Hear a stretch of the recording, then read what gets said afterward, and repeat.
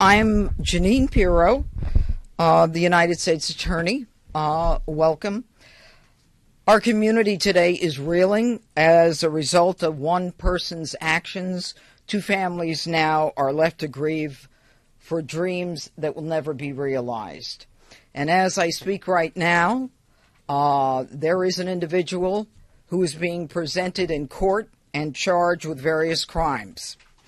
31-year-old Elias Rodriguez of Chicago, Illinois, is now charged by complaint after his initial appearance before U.S. Magistrate Judge Matthew Sharbaugh with the following: murder in the first degree for the murder of 30-year-old Yaron Lischinsky, a foreign official and official guest of the United States.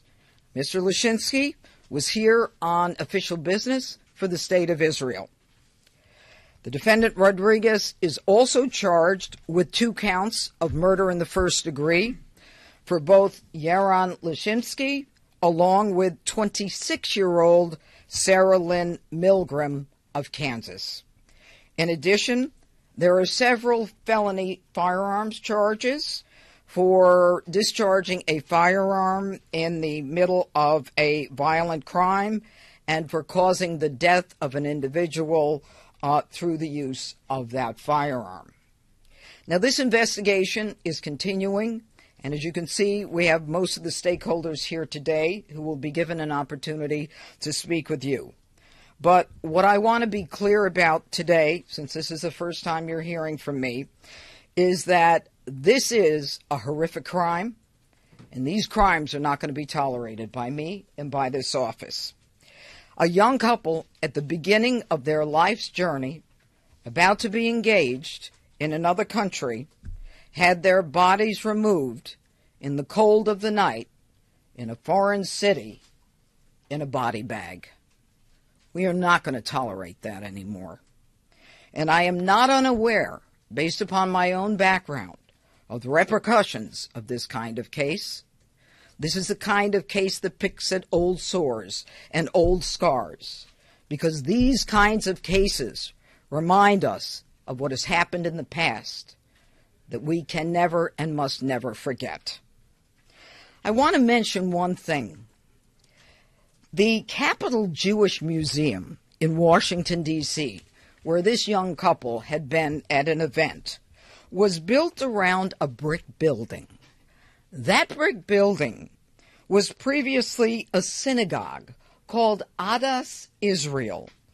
It was one of Washington's first synagogues, a congregation that was created in 1869. And Ulysses S. Grant, our president, actually attended the dedication of that synagogue. And so to this day, that synagogue and that area remains a cornerstone of the Jewish community in D.C. Let me also say that violence against anyone based on their religion is an act of cowardice. It is not an act of a hero. It is the kind of case that we will vigorously pursue. Anti-Semitism will not be tolerated, especially in the nation's capital. And we're going to continue to investigate this as a hate crime and a crime of terrorism. And we will add additional charges as the evidence warrants. So this charging today is the initial charge. Remember, we're less than 24 hours from the crime itself. And we are working furiously and diligently with our partners behind me. We've got massive amounts of evidence that we are vetting, we are verifying, and we are reviewing. This is the start and not the beginning. And finally, let me say this. President Donald Trump appointed me to this position. This is the nation's capital. We should all be proud of this capital. And the president wants D.C. safe. And I and the partners behind me are going to do everything we can to make people proud of this city, whether they're from this city, from the country, or from other parts of the world. Thank you. Now I'm going to call on Mayor Milgrim.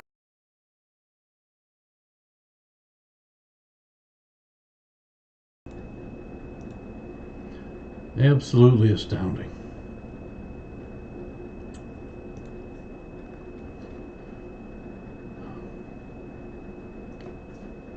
worked at an Israeli embassy. Yaron and Sarah, when they were shot and killed. The Jewish Capitol Museum, it's like the judge stated, was a synagogue. Ulysses S. Grant was there. It was the beginning of an acceptance. That's the United States saying, come on in, display your faith. We're not going to hold anything like that against you. We're not going to persecute you for it. In fact, congratulations on getting this synagogue on U.S. soil. And the best of luck to you. Somebody took that and they turned it into a murder scene. And a lot of people don't like that word. But that's what it is. It's murder.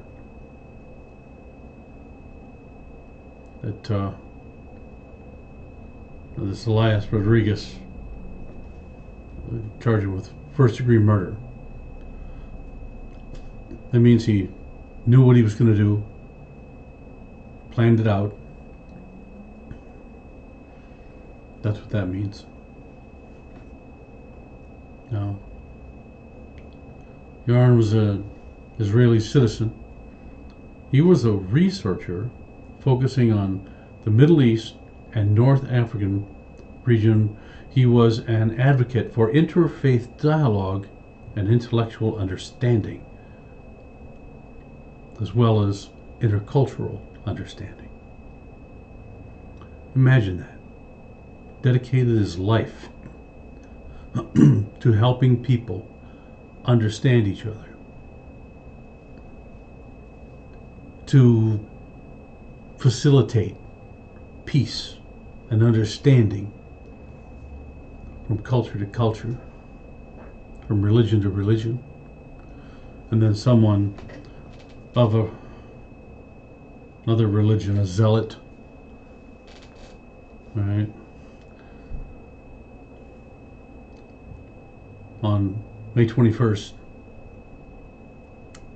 of this year, as a couple was leaving an event in the Capitol Jewish Museum organized by the American Jewish Committee, Rodriguez approached a group of 4 people, opened fire, and then entered the museum, where he was detained by event security.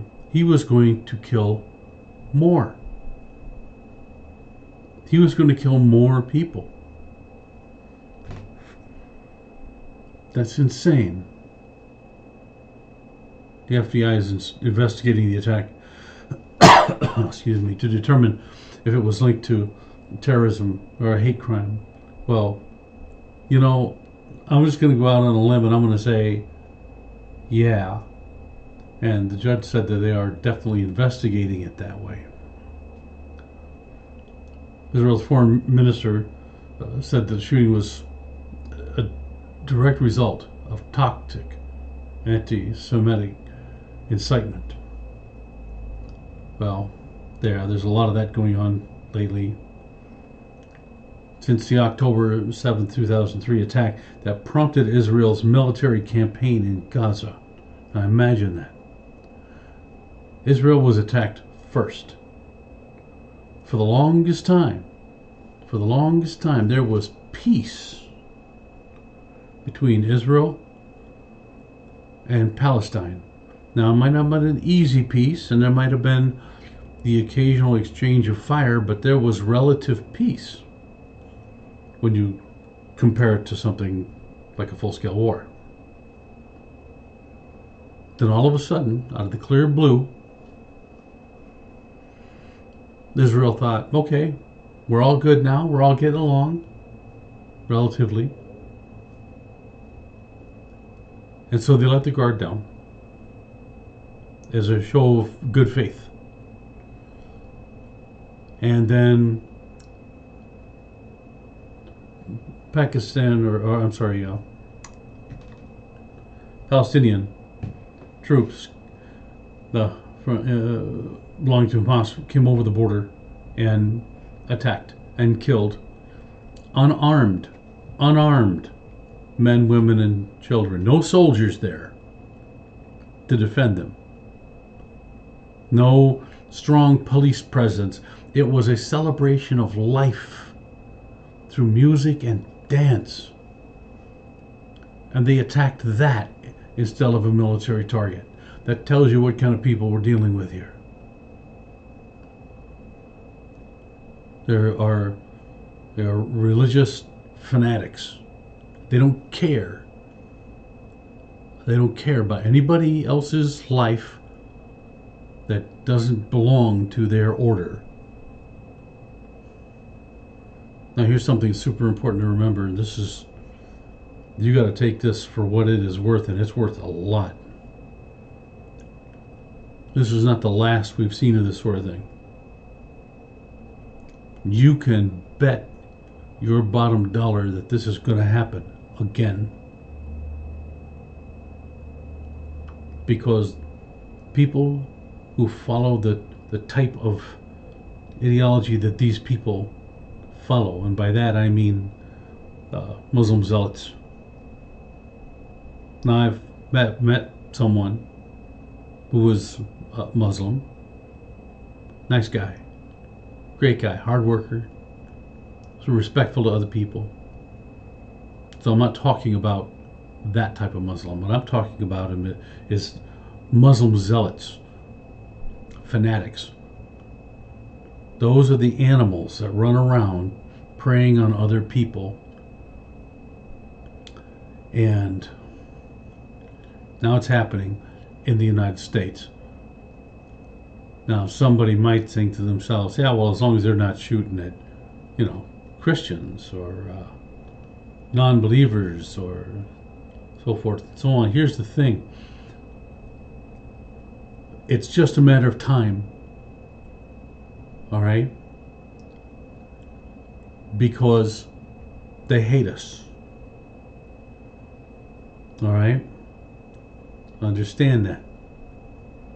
Palestine has had parades in their streets where they burn the American flag and they say death to America.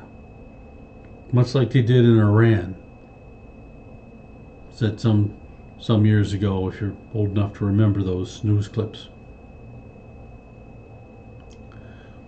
Because of that, it's just a matter of time before non-Jewish individuals here in the United States are targets. Not only that, but if you're in the company of somebody who happens to be Jewish and somebody comes after them, you are collateral damage. You are acceptable collateral damage to the person who perpetrates the attack. You better believe it. Believe it. They have absolutely no regard for your life. All they care about is carrying out this heinous behavior for which they are hailed as a hero in their homeland. They're a hero. If anything happens to them, if they are killed, their families are taken care of for the rest of their lives. They live very, very well because that's the widow of a hero. So this person that commits these attacks, they feel completely comfortable with whatever happens to them. Do not believe that there will be no suicide bombers here in the U.S. Don't believe it. Be prepared for it. Mark my words, it's just a matter of time.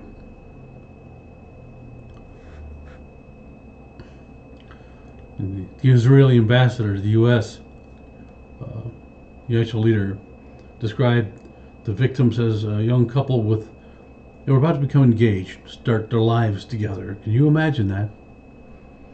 Being so happy so happy because they were going to start a new journey together. And somebody just put an end to it just because of what they believe.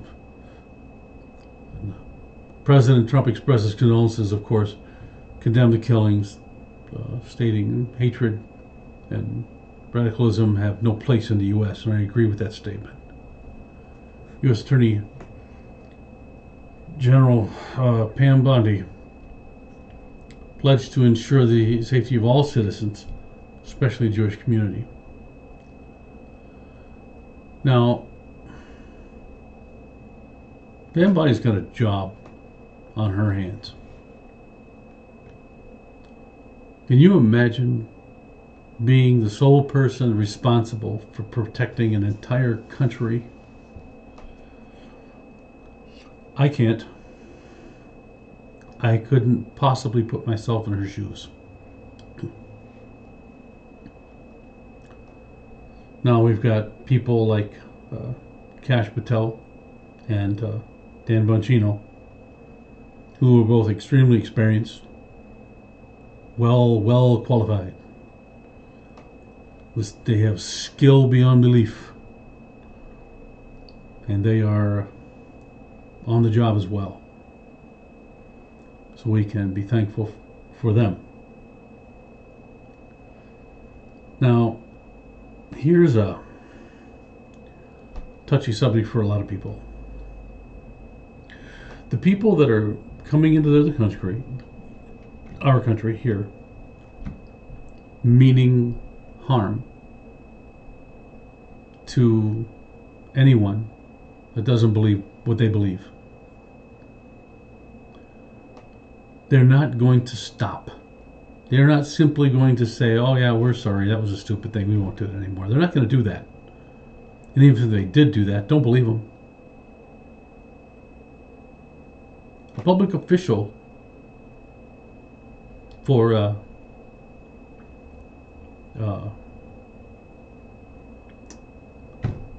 Hamas, well, basically for Hamas, said that it is their goal to wipe Israel off the face of the earth.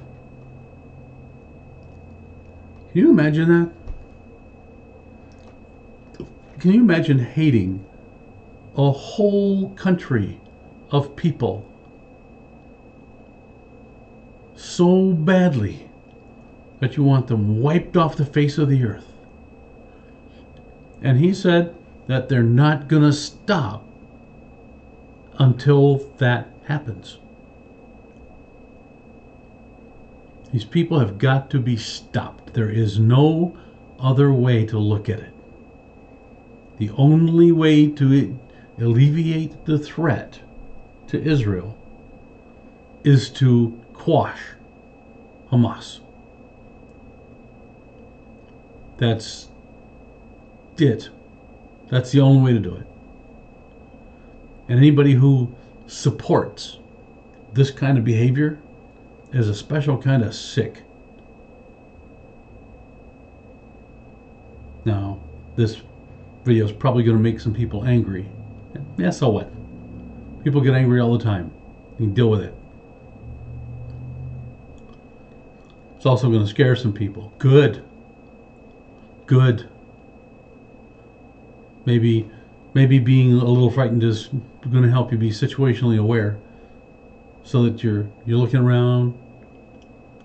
All right, you're assessing your surroundings, the people around you, what they're doing, and over time, we'll learn to recognize those hidden threats a little better and steer clear of them or prevent them from happening.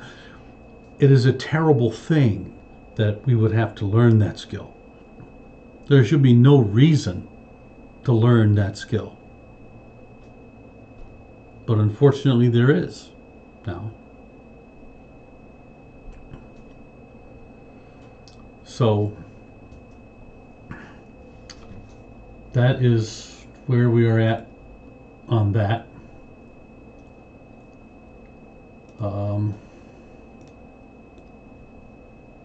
I'm Janine Pirro. Let me try to get immediate, it was instant, it was coordinated. Okay. And hats off to this area. And we're going to clean it up. Thank you. I think we got another coming up here.